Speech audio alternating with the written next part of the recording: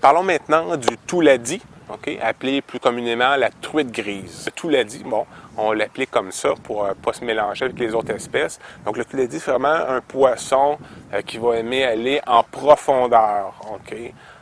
La plupart du temps, on va la retrouver, dépendant des plans d'eau, on va la retrouver à une cinquantaine de pieds, voire 70 et même 100 pieds. Comment pêcher la truite grise? Il existe là encore différentes techniques qu'on peut pratiquer. La pêche à la traîne, la pêche au lancer, on peut la pêcher à la ligne morte, on peut la pêcher à la dandinette aussi. Moi, vraiment, les techniques que je préfère, c'est la pêche à la traîne, et c'est celle qui est la plus commune, et la pêche à la dandinette.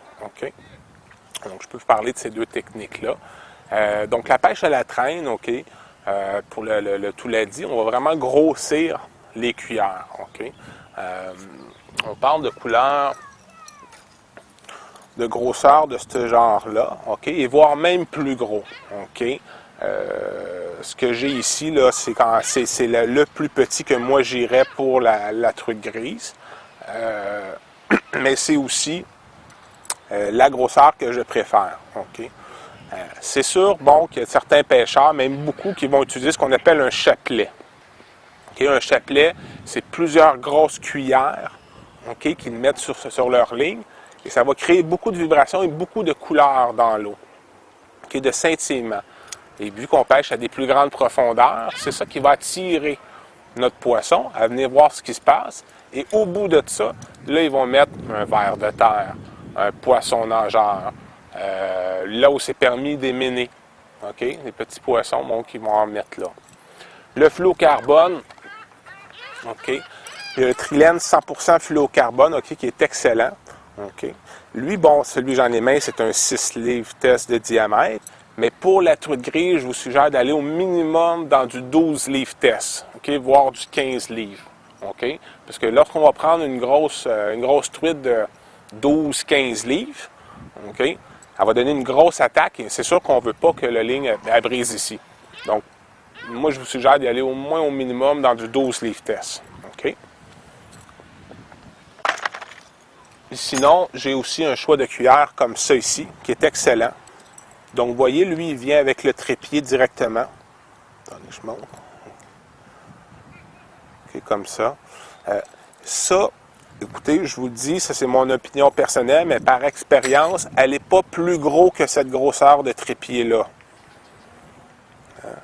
On n'a pas besoin d'avoir un gros trépied pour pêcher la truite grise. Si vous n'avez pas de sonore pour localiser la truite, c'est sûr qu'il faut descendre.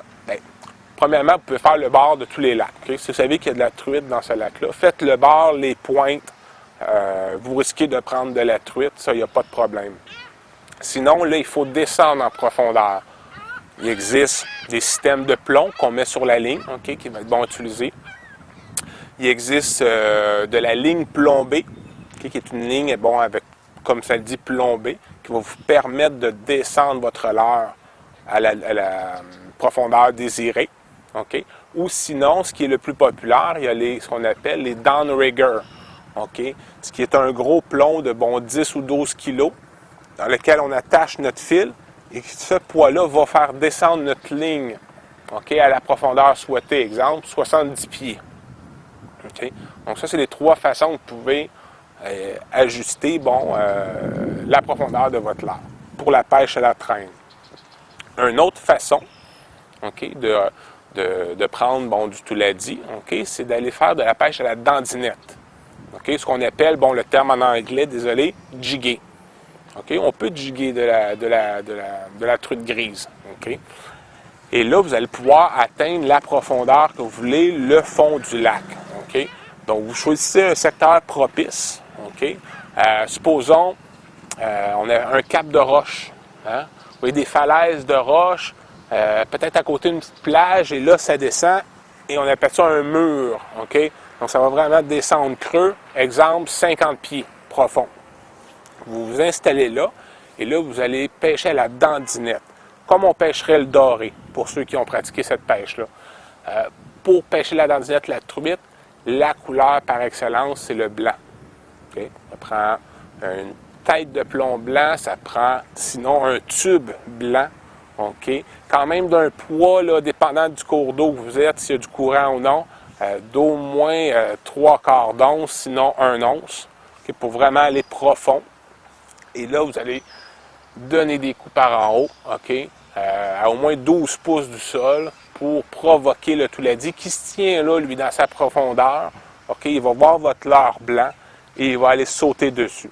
Vraiment une pêche qui est plaisante parce qu'on n'a pas besoin d'un gros équipement lourd, hein? Seulement un plomb d'1 once, OK? Qu'on va descendre dans le fond et qu'on va dandiner la truite grise. L'équipement, ça va être, au lieu d'être une canne de 7 pieds, on va y aller plus d'une canne de 6 pieds 6 pouces, OK? Medium heavy, OK? Puisqu'on a quand même un gros poids qui est sur la canne. Et le fil à utiliser, ça va être du fil. Moi, je vous d'utiliser du fil tressé, OK? Il y a la compagnie Spiderwire, OK? Qui fait un excellent fil tressé. C'est le fil vert qu'on voit un peu partout là, dans les émissions, dans les magasins. L'avantage de ce fil-là, c'est que lui n'a pas d'élongation. OK? Et ça, c'est important. Parce que lorsqu'on pêche à 50 pieds de profond, OK? Lorsqu'on veut ferrer, c'est important que ça ferre directement en bas. OK? Si on prendra un monofilament qui, lui, a de l'élongation, 50 pieds en bas, si on lève 6 pouces, il n'y a rien qui se passe en bas, à cause que l'élongation a absorbé le 6 pouces. Okay? Tandis que si on prend du tressé, on va avoir un ferrage direct pour prendre le touladi.